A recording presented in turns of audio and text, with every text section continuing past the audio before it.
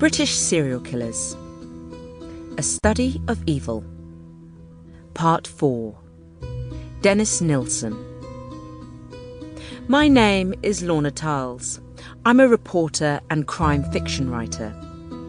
Ever since I was a little girl with a school library card, I have been fascinated by true crime and serial killers. What makes a person kill over and over again? Is it sheer evil? Or are there other elements at play? And how and why are they finally found out and caught? For 16 years, I've lived and worked as a reporter in the UK, and in this series, I'm going to take a closer look at some of Britain's most notorious murderers. I want to try to understand how things could get to that point and what makes some people capable of killing over and over again. And I'll look into the reaction they met from the society at the time. Today, I am a crime fiction writer, and I often find inspiration for my novels in real events. More often than not, I find that reality far surpasses even the scariest fiction.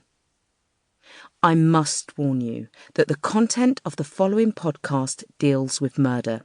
It is tough stuff. If this is not for you, now is probably the time to switch off. I especially need to emphasise that this episode may be particularly disturbing because Dennis Nilsen was a necrophile. The plumber. It's not often that a plumber makes an appearance in crime fiction, or even in stories of true crime for that matter. The police, detectives, reporters and curious neighbours, yes, indeed, but a plumber?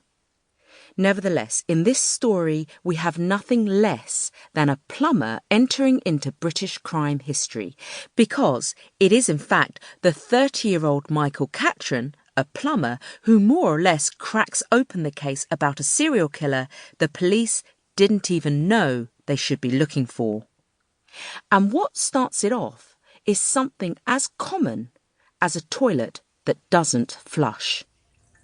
Mike, as his friends call him, hasn't actually been a plumber for very long when his contractor, Dino Rod, sends him on a job to 23 Cranley Gardens.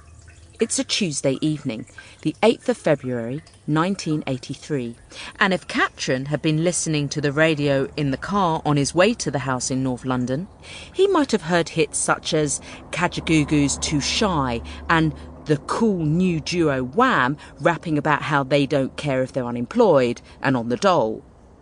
In the news, one of the top stories on the BBC is about the Danish fisherman Kent Kirk, who was arrested in British waters by the British Royal Navy because of disagreements about new EEC fishing quotas. Catron gets the toolbox out of the car and goes to the 2-storey house in Muswell Hill. The house is divided into smaller apartments, and the owner of the house has called Dino Rod because several of the tenants have complained that they are having problems flushing their toilets. It's 6:15 in the evening when Catron arrives, and he quickly establishes that the fault is not inside the house. Rather, it must be due to some problem with the drain in the sewers outside.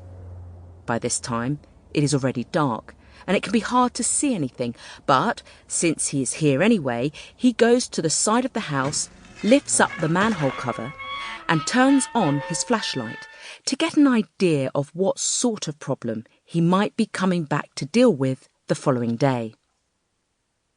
As soon as the manhole cover has been removed, a dreadful stench rises up. As a plumber, you get used to things like this. It's the nature of the job when you sometimes have to clean out sewers. But Catron immediately knows this is not the smell of human excrement. It is the smell of rotting meat. When he crawls down the sewer, using the little iron handles on the inside of the pipe, he discovers some sort of porridge of meat down there. It is clogging the drain, and it is the source of the repugnant smell.